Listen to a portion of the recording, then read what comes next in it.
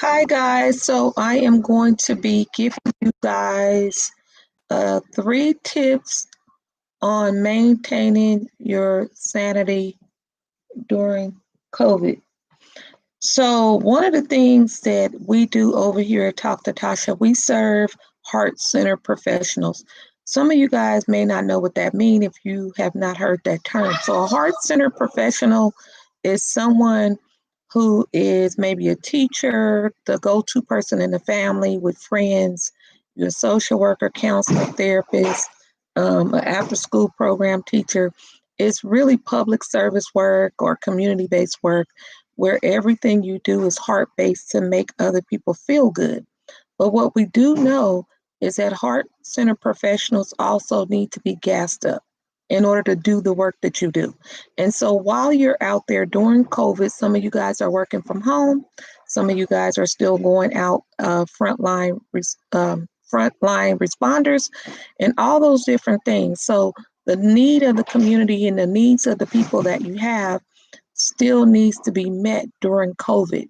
And so, what I want to do is just kind of give you three tips on how to maintain your own sanity as you are out there saving the world so that you don't find yourself in a funk. And one of the things for my care bears, we like to save the world. We try to do it all. Most of the time, the very things you do at home, you show up and do it at work or vice versa. So, one of the things for our professional women, if you guys can agree with me, your helping hat does not turn off at 5 o'clock or 6 o'clock, right? You the helper to the family, you helper to the neighbor, to the community, to the church. And so you have got to really take inventory on how much of yourself can you lend out without being burnt out. You are not here to be superwoman in people's lives and at the expense of your own sanity. So make sure, tip number one, set some clear boundaries. When you are off, you are off. What does that mean? I had some friends that tell me while they're working from home for the first time, they have distinct clothes that they do to get their minds to switch. Because some of us is working from kitchen tables, home offices, different things. And so sometimes your work and your life balance get kind of enmeshed right now. So one thing some friends told me that they wear their hair up in say like a bun when they're off work, but then they let their hair hang down all day. That's the distinguishment for them. Some people have little timers on their watch. Some people get dressed up in their work clothes still from the waist up to make them feel like they're in the office.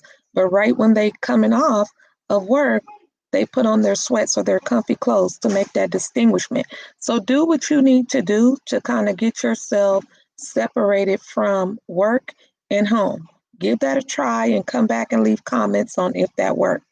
Number two, you have got to be real clear that you are not here to be the savior for everybody.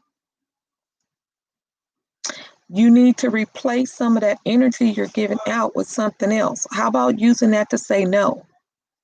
Because what happened with our care bears, sometimes if we're not giving, if you're not giving, you don't feel self-value. You don't feel like you're making a difference. You don't have to always be busy to be effective and productive. Sometime in your biggest silence and resting place, you're still being productive because a care bear like you that's making all the world impact that you're making, you can be more effective when you're rested up. You make more clear, sound decisions when you're rested up. But if you're constantly on the go, putting out fires for folks, how are the people going to learn how to level up through the stuff that they create for themselves?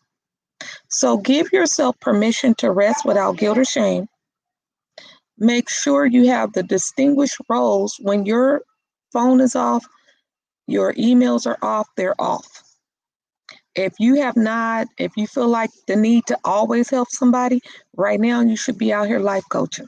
If you need help on how to get um, in the business of life coaching and building that business on the side, get on my link, talktotasha.com, and I can guide you through my program to help you. Because if you are going to be out here helping everybody, and a lot of you guys tell me, the finances is on flat, you got student loans, you got bills and different other things that the same clients you serve have, then how is that fair to you to be out here serving and don't have an overflow in your account? We know that if your finances is in the funk, it impacts your ability to serve because stress will get the best of you, which really kills off your creativity when you are bogged down with bills. So if you want to help, just be more intentional. In fact, you will be more impactful when you are intentional and get clear about who God has for you to serve. So that's step number 2. And number 3, if you are a person that have a lot of expectations of yourself, i.e., you have kids at home, you have, you know, parents that you're caring for, you're working, you're doing different things, cooking, preparing meals, running the household, whatever, and you have this bar that is the same as it was before COVID, you need to re-inventory the bar that you placed on yourself. Because realistically speaking, you need to ask yourself, do I have the mental capacity to wear all the hats in my role right now without making myself go bonkers? So do that self inventory and really be honest with yourself. Because if the bar is still up and you're logging everybody in, trying to log them out, you're trying to log in for work, you got dinner due, even for the dinners that um, throw together. It's not like you in there making a home cooked meal every day, or maybe you are, I'm not sure. But take a inventory of what things need to look like for you during COVID because it's absolutely not the same as it was prior to COVID. So the perfection, excuse me, the perfectionist in some of you guys has got to be challenged right now. So, excuse me, the perfection, I cannot even say that word, but the perfectionist in you have got to be challenged. Meaning, are you going to fall all the way out if you can't do the bazillion things that you're used to doing? Are you going to lose your identity?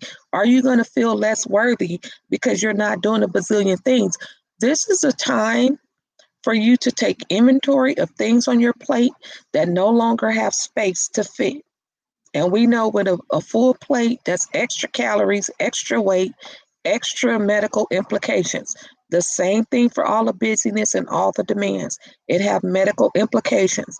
But sometimes as carriers, you don't see the result of taking that in head on until after the body crashes, after you got headaches, after you got digestive problems, after. And just a little secret bonus, the people that you're out here helping, they will be okay.